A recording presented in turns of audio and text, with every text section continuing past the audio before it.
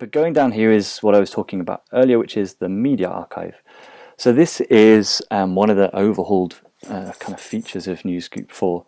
And this is really important because obviously newspapers invest in creating a lot of content, so a centralized media archive that is able to handle these images and videos and things is very important to them.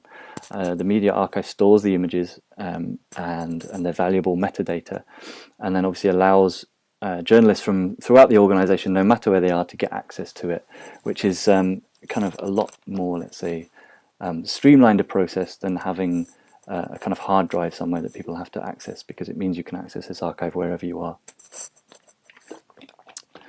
in the world. There's a couple of options here that are really nice, and this is what we're calling intelligent images or image renditions. These 5 images at the top here are the 5 areas in which this particular image attached to this article appears on the site. So it's used 5 different times in 5 different places, and these are all, because of the design of the site, slightly different sizes. This one here is when it's used at the top of an image. This one here is a kind of square image that's used in various places.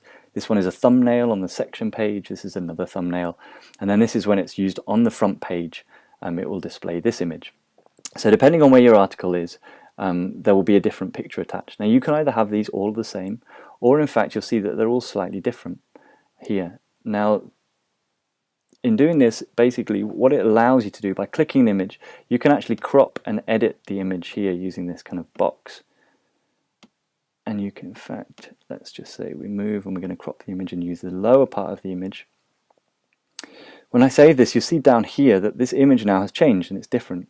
So depending on where it's used in the site, you can focus in, because for instance a thumbnail isn't going to look so good if you've got a huge kind of landscape, so you might want to focus in on a kind of face or a person in that to just help kind of define it on the site. But what it means is that your journalists aren't having to edit the photo 5 times for it to look perfect.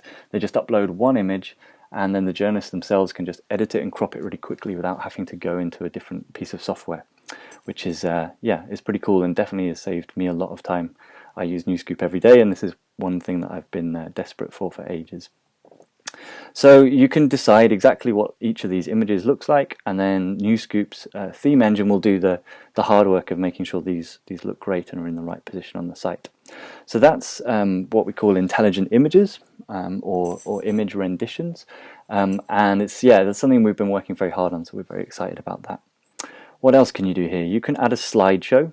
A slideshow is just a collection of images or videos, and as you would kind of imagine, in fact, why don't I just make one from scratch? So we create it here. This is my slideshow.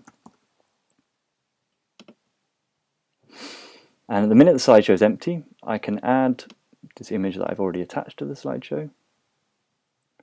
But I can also add a whole bunch more images as well from the media archive. So I can search through the media archive either using the search tool or just by clicking through, and then it's just a case of dragging and dropping the images into the order that I want.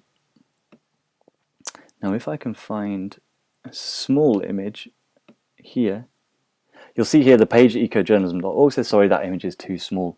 So essentially that image is smaller than it would appear on the page, and rather than blowing it up and blurring it and making it look grainy, it just tells you that it's too small, so you have to find a kind of better image, which is important for retaining quality control across the site, of course. So I can save and close this slideshow, and we see here now it's attached, and if I wanted to delete it, I would just click there and then it's no longer attached. So adding slideshows is easy. It's a nice way of augmenting content and, you know, kind of getting readers to come back and engaging with the story in a different way, which is very important.